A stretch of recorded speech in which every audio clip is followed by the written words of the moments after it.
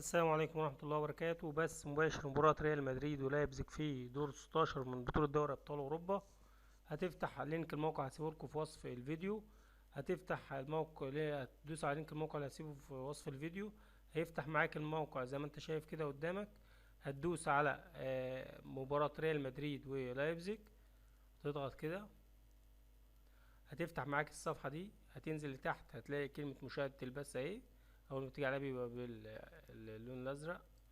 هتدوس مشاهدة البث، هيفتح صفحة جديدة بث مباشر.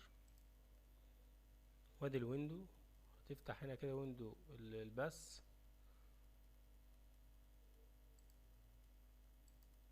والبث هيشتغل هنا. ولو البث قطع معاك 5 ثواني ولا حاجة، ممكن تدوس تحديث، هيتحدث في خلال 5 ثواني.